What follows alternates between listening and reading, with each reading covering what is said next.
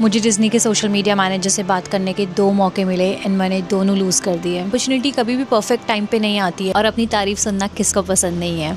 Hi, welcome back to our channel Nishu Dishu London vlogs और ये है एपिसोड नंबर 3। तो फाइनली लंदन में स्प्रिंग आ गया है और ये है मेरा term 3 as a fashion student in London.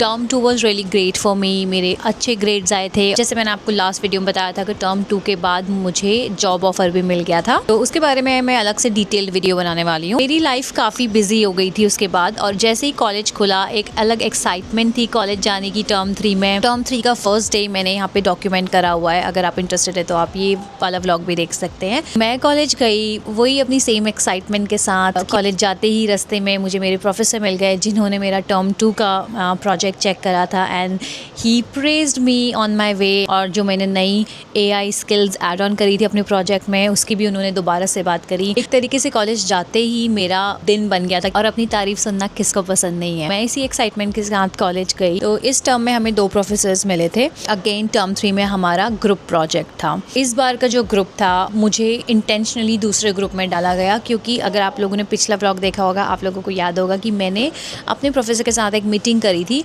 Because last term 2 was a bit unfair for me, so they decided to change my group and I was really happy about that. इस term में हम लोग करने वाले थे Disney के साथ collaborate. तो टर्म 3 में हमें डिज़नी के ऊपर प्रोजेक्ट बनाना था एंड एक्चुअली डिज़नी की टीम आने वाली थी, उनके सामने हमने ये प्रोजेक्ट प्रेजेंट करना था। तो डे 1 सब कुछ हमें बताया गया, टीम्स डिवाइड हुई कि आपको क्या प्रोजेक्ट्स बनाने हैं एंड आइडियाज़ क्या हैं। वो 1 वीक हमारा ब्रेनस्टॉर्मिंग सेशन हुआ। Whenever it comes to Disney everyone thinks about princess. तो एक रैंडम आइडिया आया कि जो डिज़नी के ईवल कैरेक्टर्स हैं उनको कभी कोई हाइप क्यों नहीं देता है। Rather than focusing on Disney princess we will focus on the Disney evil characters. ये हमारा एक आइडिया बना। एंड देन जब भी आप कोई इनिशियल स्टेज में आइडिया अपना लेके जाते हो तो आपको प्रोफेसर से पहले अप्रूव कराना पड़ता है। तो एवरी वीक आपके प्रोफेसर के साथ एक मीटिंग होती है जिसमें वो आपके प्रोग्रेस चेक करते हैं। तो हमारे प्रोफेसर ने वो आइडिया अप्रूव कर दिया था एंड देन फिर सब लोग काम पे लग गए थे एंड सबको डिवाइड कर दिया गया था। और इस बार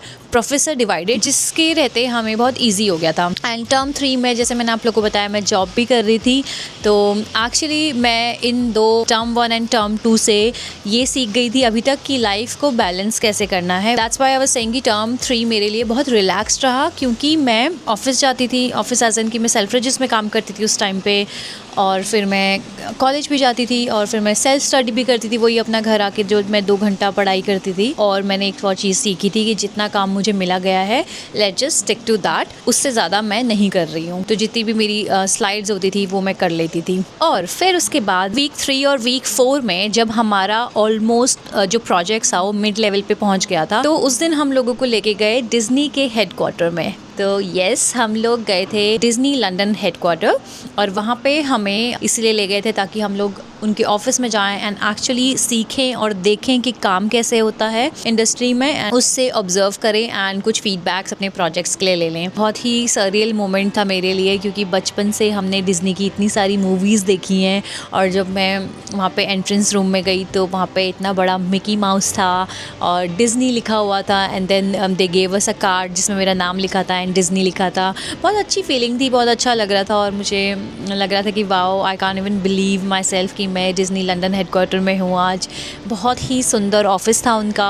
उन्होंने हमें ऑफिस टूर दिया। फिर हम लोग एक बोर्ड रूम मीटिंग में बैठे। उस बोर्ड रूम मीटिंग में उन्होंने हमें डूज एंड डोंट्स बताए कि अगर हम कैंपेन प्लान कर रहे हैं तो हमें क्या करना चाहिए और क्या चीज़ें हैं जिनका हमें ध्यान लेना चाहिए, जो भी गाइडलाइंस होती हैं एक पर्टिकुलर ब्रांड की, जिसकी वजह से हमने अपना प्रोजेक्ट और बेटर किया। तो इस पूरे टर्म 3 में हम कुछ 3 बार डिज्नी की टीम से मिले। ये जो टर्म था ये हमारा लास्ट कॉलेज गोइंग टर्म था। इसके बाद हमें कॉलेज नहीं जाना था क्लासेस के लिए। टर्म 3 इन्होंने इंटेंशनली थोड़ा प्रोफेशनल रखा था ताकि हम लोग एक्चुअल सीखें कि अगर हम फ्यूचर में किसी ब्रांड के साथ काम कर रहे हैं, कोई PR एजेंसी में काम कर रहे हैं या मार्केटिंग में काम कर रहे हैं, तो हम ब्रांड डीलिंग अगर हम करते हैं, पूरा प्रोसेस हमारा बहुत ही प्रोफेशनल लेवल में हुआ था। हमसे NDA साइन करवाए गए थे। हम अपना प्रोजेक्ट जो बना रहे थे वो किसी को बता बता नहीं सकते थे। तो एक्चुअल फील आ रहा था कि या something is happening, we are doing something serious, जिससे काफ़ी कुछ सीखने को मिला। लंदन का वर्क लाइफ देखने को मिला कि लंदन में मार्केटिंग एजेंसीज़ कैसे काम करती हैं, ब्रांड्स कैसे काम करते हैं, सोशल मीडिया कैसे काम करता है। तो ऑल ओवर अच्छा एक्सपीरियंस था हमारा डिज्नी के साथ। तो फिर बारी आई हमारे प्रेजेंटेशन डे की। उस दिन हम लोग कॉलेज गए थे as a team, we were all prepped, और हमारा डिवाइड था कि कौन अपनी स्लाइड्स, सबको अपनी अपनी स्लाइड्स एक्सप्लेन करनी थी, विच इज़ प्रिटी फेयर। उससे पहले हमारे मॉकअप प्रेजेंटेशन हुए थे अपने प्रोफेसर के साथ, हमने वो सारी प्रैक्टिस करी। उसमें अगर कोई चेंजेस थे, टर्म 2 के बाद हम लोग थोड़ा सा सीख भी गए थे कि कैसे करना है। टीम प्रोजेक्ट होने में और अच्छी टीम होने में मुझे ये फ़ायदा हो गया था कि मैं अपने दूसरे प्रोजेक्ट्स में ज़्यादा ध्यान दे पा रही थी, रेदर देन कि पूरा डिज्नी वाला प्रोजेक्ट में देने के बजाय। मेरे पास कुछ 5-6 स्लाइड्स थी जो मेरी थी, और मैं बस वो 5-6 स्लाइड्स में ही काम करती थी, एंड देन वही मैंने प्रेजेंट करी। काफ़ी अच्छी प्रेजेंटेशन गई सबकी, मज़ा आया। उसके बाद हम लोग घर गए, हमने जो बाकी के 2 प्रोजेक्ट्स है वो ऑनलाइन सबमिट करे। एंड जब भी आप प्रोजेक्ट अपने सबमिट करते हो उसके बाद आपका एक लॉन्ग ब्रेक आ जाता है, जिसको ये लोग टर्म ब्रेक बोलते हैं, और उस टर्म ब्रेक के बाद आपका फीडबैक और रिजल्ट्स आते हैं। आई थिंक आफ्टर 4 वीक्स और 5 वीक्स हमारा रिजल्ट आया। रिजल्ट आने से पहले हमें कॉलेज में बुलाया था फीडबैक्स के लिए, और उस दिन डिज्नी की टीम आई थी वहाँ पे फेस टू फेस आपको फीडबैक देने के लिए। एंड ऑनेस्टली जो हमारी टीम का फीडबैक था वो सबसे ज़्यादा पॉजिटिव फीडबैक था। उस फीडबैक में नो बट नो इफ़, बहुत अच्छा फीडबैक हमें डिज्नी की टीम ने दिया। फीडबैक के बाद हमारी टीम काफ़ी ज़्यादा एक्साइटेड थी अपनी ग्रेड्स के लिए, लेकिन ग्रेड से पहले एक इंसिडेंट हुआ था और उसका रिग्रेट मुझे आज तक लाइफ में होता है। तो हुआ ये था कि जब डिज्नी की टीम फीडबैक देने के लिए आई थी, तो उनमें से डिज्नी की सोशल मीडिया मैनेजर भी आई हुई थी हमें फीडबैक देने के लिए।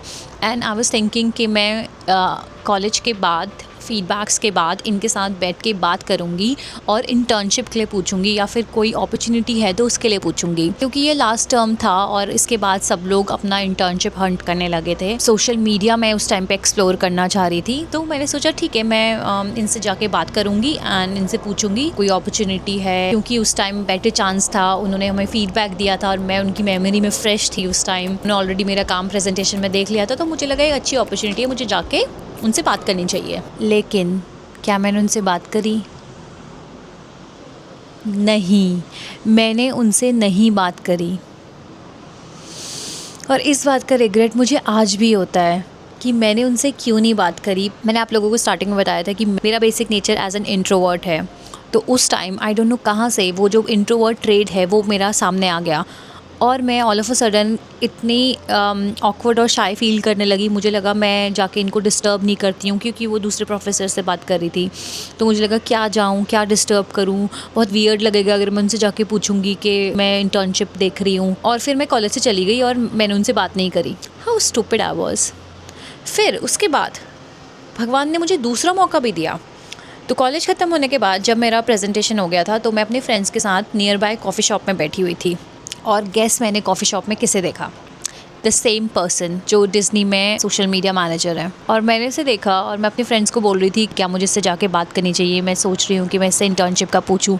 सेम रिपीट चीज़ मैंने अपने मन में बोली, और मेरे फ्रेंड्स ने भी बोला कि हाँ यू शुड गो, बट मैं फिर भी नहीं गई। I don't know what happened, क्या हुआ, मैंने क्या सोचा, मैं नहीं गई, और मैं फिर मैं वो दूसरी अपॉर्चुनिटी मिस करके भी घर वापस आ गई। और घर वापस आके मैंने खुद को इतना कोसा, मैं इतना सोच रही थी और मुझे इतना गुस्सा आ रहा था खुद पे कि क्यों मैंने ऐसा करा, मैंने क्यों नहीं बात करी। ज़्यादा से ज़्यादा वो मुझे ना बोल देती, जो मेरे पास चीज़ है ही नहीं, वो नहीं होती मेरे पास, कुछ मेरे पास नहीं है तो फिर मैं उसे खोने के लिए कैसे डर सकती हूँ। बहुत सारा ऐसे जो रिग्रेट था वो मुझे एक्चुअली में फ़ील हुआ कि मैंने क्यों नहीं बोला। और उस दिन मैंने एक चीज़ सीखी कि अपॉर्चुनिटी कभी भी परफेक्ट टाइम पे नहीं आती है, जब आती है उसको पकड़ लेना चाहिए। ये मेरी लर्निंग थी अपने टर्म 3 की, और उसके बाद से मैंने एक भी अपॉर्चुनिटी मिस नहीं करी। और वो डिज्नी वाली अपॉर्चुनिटी मिस करने का रिग्रेट मेरे को आज तक होता है। आज तक मैं सोचती हूँ कि काश मैं चली गई होती उस दिन हिम्मत करके। क्या पता, यू नेवर नो, क्या पता आज मैं डिज्नी के साथ काम कर रही होती। बट एनीवेज, तो ये मेरी लर्निंग थी टर्म 3 की। और फिर आया हमारा रिज़ल्ट, मुझे मिला 68%। हाँ, as a team we were not happy clearly, क्योंकि डिज़नी ने हमें बहुत अच्छे फीडबैक्स दिए थे और 68% देख के हम एज अ टीम सब लोग बहुत डिसअपॉइंट हो गए थे। हमने अपने प्रोफेसर से भी बात करी, हमारी प्रोफेसर नई आई थी उस टाइम कॉलेज में, हमने उससे बात करी कि इतना अच्छा फीडबैक मिलने के बाद भी हमारे 68% कैसे आए, हमारी मेरिट कैसे आई, हमें डिस्टिंक्शन क्यों नहीं मिला। ऑनेस्टली मुझे याद भी नहीं है उन लोगों ने क्या फीडबैक दिया था, क्योंकि मैं ऑलरेडी डिसअपॉइंट चल रही थी अपने डिज्नी वाली चीज़ को लेके। ग्रेड्स का मुझे टर्म 3 में इतना फ़र्क नहीं पड़ा जितना मुझे अपना अपॉर्चुनिटी लूज़ करने का फ़र्क पड़ा।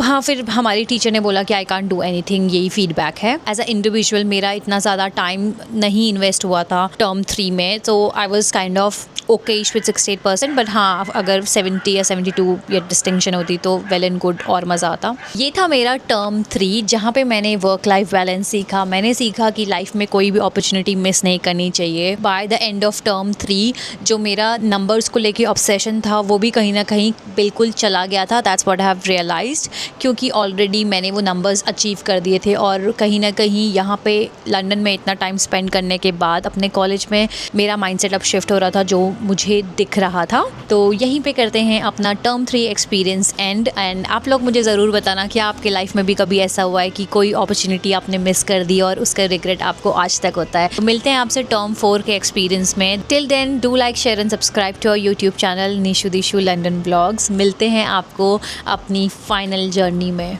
बाय।